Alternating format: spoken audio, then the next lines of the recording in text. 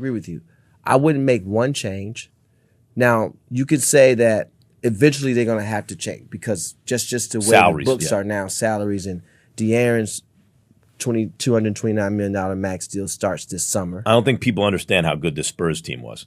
The Spurs team was they're very, very good. They're really good. And Harper, and the main thing is Harper and Castle will turn into better shooters. One of their Achilles heels is they got super hot from three and then they lost it from three because they're not consistent shooters yet. Well, here's the thing. It's actually when you really take a step back and you blink for a quick second, Fox, Parker, Castle, Leonard, Harper, Ginobili, Wembanyama, Duncan. Right. It's just that framework all over again and you're missing, you're missing a big one. Kawhi. I said Castle Kawhi. Oh, you said Castle Leonard. Kawhi? I said Leonard. But Kawhi. Leonard. Yes. Yeah. Yes. So when you take I was thinking Sugar Ray Leonard, but go ahead, yeah. When you take a step back from that, you kind of get, okay, this is what that could be a glimpse of. Right. Now, if you keep the peanut gallery out of it and everybody's saying, and this is not me being Mr. Bias, so I'm not putting my agent hat on. People have bad series and critique comes in the sport. Like you have to be able to take critique. But again, there's a lot of experts with no decision-making power behind these phones and on social media.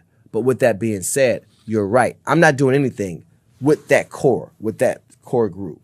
And you have Johnson. You still have a Carter Bryant who was a rookie, young, coming in. That's the other thing. Carter Bryant's going to be a good player. He's going to be a good NBA He's gonna be player. A good player. Now, he's also so young. How old is Carter Bryant? 20? He's a baby. He's a baby. But now, there is some surface level things because I thought what they were missing was that voice of calmness in those moments that had, that veteran leadership of what, and again, maybe they can bring something to the table playing, maybe not, but we've seen it with Nick Collison in OKC. We've seen it with Udonis and you want a Haslam in there, Yeah, Jared Dudley was that for the Lakers when they won. So you kind of need that thing. Who would that be? I don't know, but there's also look. I'm not getting down on Cornette, but a backup big. I think they need somebody in the dunker spot at the 4. And I think they need a backup big. Everything else, I'll tell you who would fit really well in that team if you could acquire him, if you could figure out how to do it with the money and everything. Who? Porzingis. You want a guy to approximate Wembanyama? No, but Wemby, you could keep his minutes to 28 minutes a game. Porzingis could play the rest. You kind of got two Wembanyamas. He's not quite Wemby, obviously, but he does some of the same stuff. But with Wemby playing high, you need somebody playing low. Oh, you want someone on the floor with Wemby. Yeah, you need that Aaron Gordon in the you know what the dunker is? Of course. Right. So you need that dunker spot guy who can also, because think about it. I mean, when the Knicks went to a small ball 5 lineup with OG at the small ball 5, you couldn't counter that. Structurally, the problem is Wemby plays like a 3. Not even like a 4, like a 3. Or a stretch 4, yeah. Or a stretch 4, yeah. Right. So what does that mean? So if you have Harper and Castle and Wemby as your nucleus, that is, well, it's an embarrassment of riches, but you also need, it's not. Okay, man, I thought this was an interesting conversation between Rich Paul and Max Kellerman. Excuse me. But check out the NBA Talk playlist, thumbs up the video, share the video, subscribe to the channel. And he said he's not breaking up the core of the Spurs. And he said it's a lot of experts with no decision-making behind these phones. And I agree.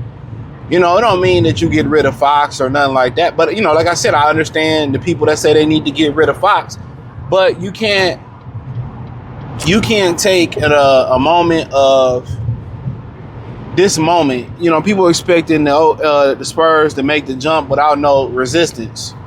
You go through processes to become a champion. Even when you become a champion, sometimes, you know, you take a step back, you lose a championship or you lose a title run or whatever. You know what I mean? So, and you got to, you know, reinvent yourself, all right? But nobody wins it every year. No core wins it every year. But I agree with him when Rich Paul talks about the needs of the Spurs. And the number one need is they need a big fella, and I've said this on my Detroit channel. That's where the Knicks beat them at. Not Brunson. Brunson did his thing. They beat them with Cat, Mitchell Robinson. Those were, and Josh Hart's ability to really bang, get rebounds, and really play like another extension of a mini big man. Victor Wembanyama hang her at the three line too much. They out banged him. No, did he? It was too much physicality. He went up against strong, developed grown men and Karl Anthony Towns and Mitchell Robinson. The Spurs don't have nobody. You know, somebody behind him like a Robert Williams. You know, somebody behind him like the big fella out there in Boston, the brother. You know, somebody behind him like an Andre Drummond who can bang with the big fellas, help them back. Cornette is not that. And even when he talk about the forward position, that's in theory, that's what Victor Wembanyama is. He's nothing but a stretch forward or a small forward extension, and that's all the power forward has become. I think people don't really understand that. You know, the power forward has just become the extension. The extended 3% position. Your power forwards like Dirk Nowitzki, Kevin Garnett, Chris Webber, Rasheed Wallace. those days are gone. That power forward is gone. You know what I'm saying? Like your power forwards are not like Tobias Harris. Really look at OG and the Boye. You know, those are your new power forwards. They're just an extension of the power. They just another small forward. You know, Pascal Siakam.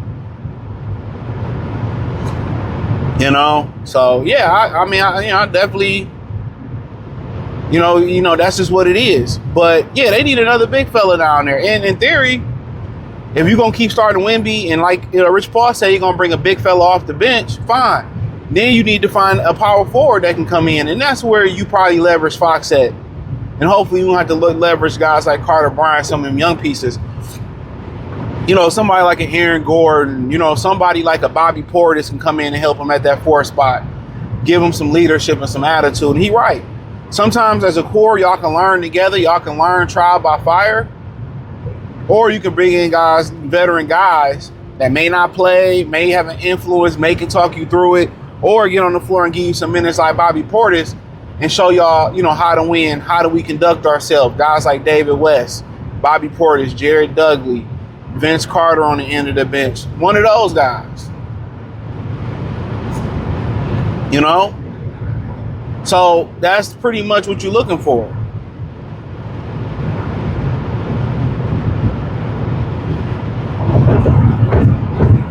So he's exactly right when you talk about what they need. Unfortunately, to get what you need, other than probably a mid-level exception, depending on their cap situation, which all them young, they might have some room. You got to give somebody up. You got to give somebody up. And there has to be a shift in philosophy for Wemby to play at the bucket a lot more. You're doing the other team a benefit by standing at the 3-point line. It's a benefit. It's a benefit. You 7'6". Why do you want to be at the 3-point line? And people think that's no. How are you gonna get offensive rebounds, putbacks? The closer you are to the rim is the higher your percentages is to score. You know? So everything, you know, I agree with Rich Paul. Now with Max saying Porzingis, he had a spell Wemby over Cornette, but you know, you can't depend on Porzingis neither. That's the problem. And I just guess you just bringing him in to be a backup.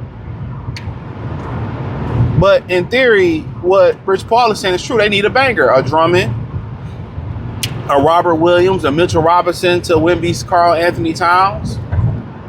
That's what they need.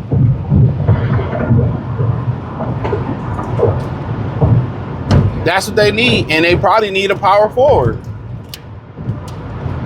You know, because the guy he's talking about bringing in like a Drummond or something, he's talking about bringing him up in the backup form.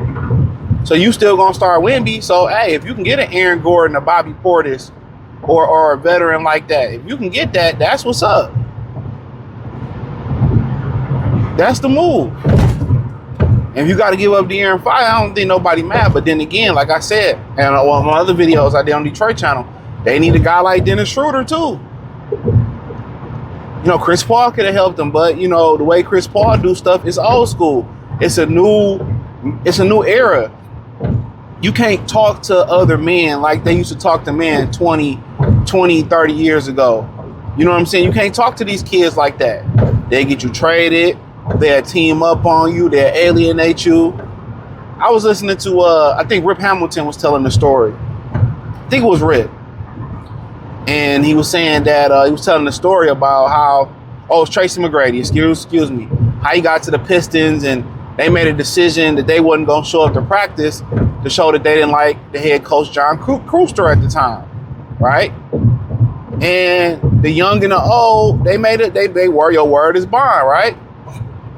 So, come practice, none of the veterans showed up. Rip Hamilton, Tracy McGrady at the time. I think Ben was already gone. And I don't know if Chauncey maybe was there, but they didn't show up. And Tracy just got traded there. And he said all the young guys showed up to the practice. So Cooster set the veterans for not showing up to practice and played the young guys. And he said that caused friction in the locker room. Your word wasn't bond. And it's a different,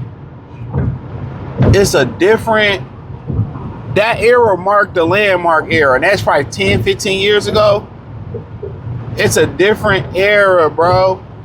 You can't talk to how our dads and grandfathers and some of our male teachers, like when the other students running around, like, nigga, what you doing? Our coaches used to punch us in our chest.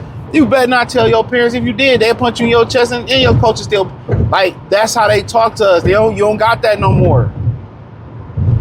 You can't talk to men like you can't talk to these boys, these males, like you used to, how men talk to you. How our elders used to talk to us.